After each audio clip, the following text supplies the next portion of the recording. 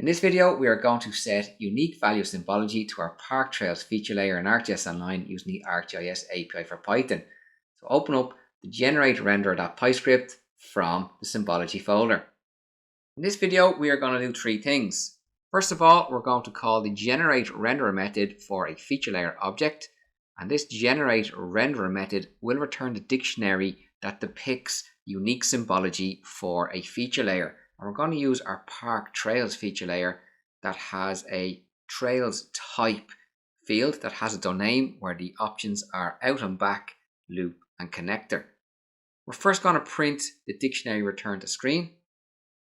We're then going to apply that dictionary as the updated symbology for our Park Trails and see that it doesn't quite work. We're then going to take the dictionary returned, manipulate it, and set unique symbology for our Park Trails. Let's first head over to documentation for the generate renderer method. Here we have the generate renderer method for a feature layer object. It has one required parameter, and that is a definition dictionary. This is the definition using the renderer that is generated. So we can create two types of renderers, one that uses class breaks or one that uses unique values, and we are going to use unique values. If we take a look down here, we can see an example in use. The definition is a dictionary. The type we are going to use is unique value def. We've set the unique value fields. Ours will be our trail type. We've set a field delimiter. We've set a base symbol and a color ramp.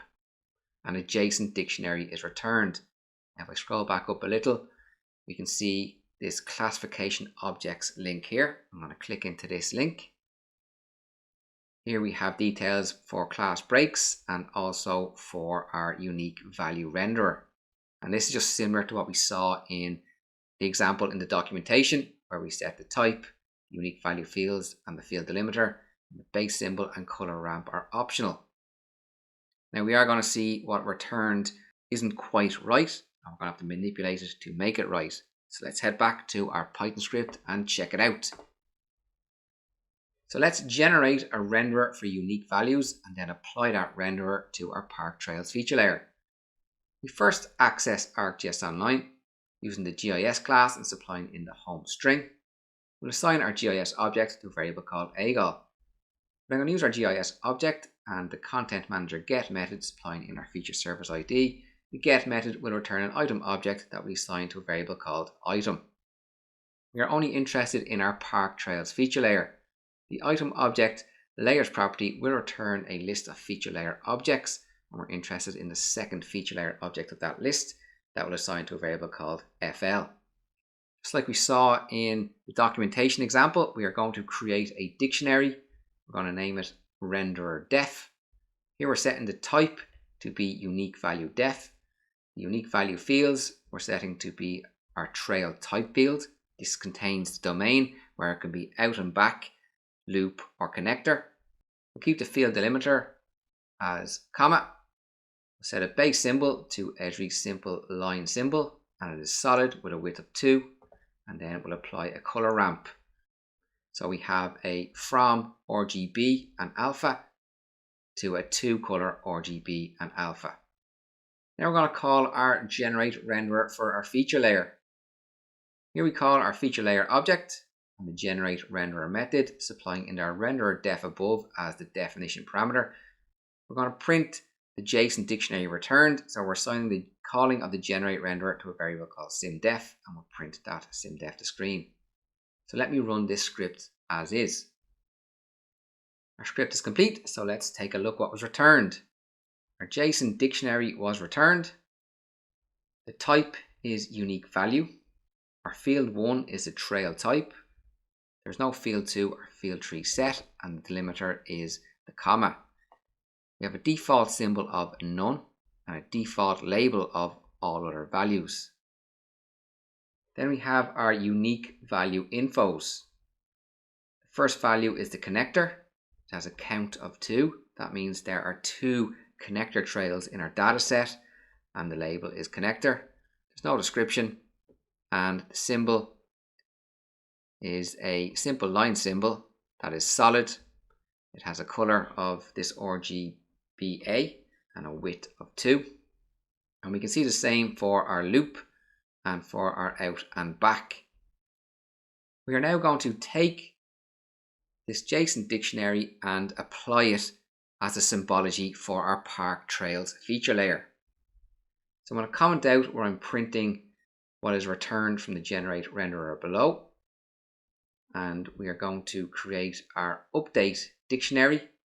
We're accessing our drawing info renderer property and setting our renderer to be the SymDef, which is the dictionary returned from the generate renderer. We then call our update definition method from our feature layer manager, supplying in our update dictionary as the JSON dict parameter. So let's run this script. Our script is complete. Let's head over to ArcGIS Online and check out the result.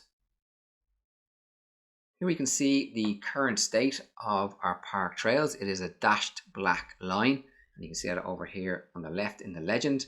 I'm going to refresh the page. And if we take a look over on the left in the legend, we can see that the connector is a brown line, the loop is blue, and the out and back is a pinky red.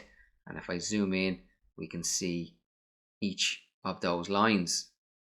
Now, if I go to my layers and I select my park trails and I go to edit the styles, we can see that it switches back to a thin black charcoal line. Now, if I refresh the page, it'll reset back to the unique values, but it hasn't quite committed what we want. Let's head back to our script and rectify that. I'm going to comment out the first example and open up the second example, where we are going to do a similar workflow, except we are going to build upon the dictionary returned from the generate renderer. So we're creating our symbology definition based on what was returned from the generate renderer. You see we have type unique value, just like we got down here. We're setting our field 1 to be our trail type. We have a default symbol over here, and we're going to set that to be a simple line symbol that is solid and is grey with a width of 1.5, and we'll give it a default label of other. Now we're setting our unique value infos. So we're setting our connector, giving it a label of connector, and we're going to give that a dash line of blue that has a width of 1.5. We're going to do very similar for our loop. It's also going to be a dash line. It's going to be a black dash line with a width of 1.5. And for our out and back, I'm actually going to change this OAB to out and back. So we'll see the label pop up with out and back in the legend rather than the value of OAB that is in the back end feature layer attribute table. Our out and back is going to be red and also dashed with a width of 1.5. So we've taken the dictionary returned from the generate renderer and we've updated it to suit our needs. Notice that we've taken out the count. The count should be automatic. We shouldn't really need to set it in the JSON definition for the renderer. We then create our update dictionary where we set the drawing info property, renderer property to our symbology definition dictionary above. Once more, we're calling our feature layer manager update definition and supplying in our update dictionary as the JSON dict parameter. We'll assign the calling of our update dictionary to a variable called status and print status to the screen to see if we're successful or not. So let's run the script. Our script is complete and we have returned success true. So let's head over to ArcGIS Online and check out the result. I'm going to refresh this page. And now let's take a look at our park trails in the legend over on the left. We have our connector, that is a dashed blue line, our loop, that is a dashed black line, out and back, that is dashed red, and any other would be a grey solid line.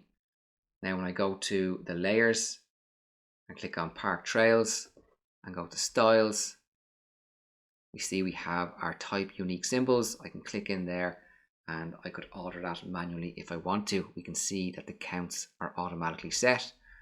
And if I zoom in, we can see the symbology set in the map.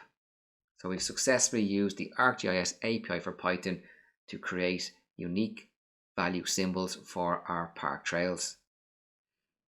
Make sure to continue on to the next video in this series and also make sure to subscribe. Take care.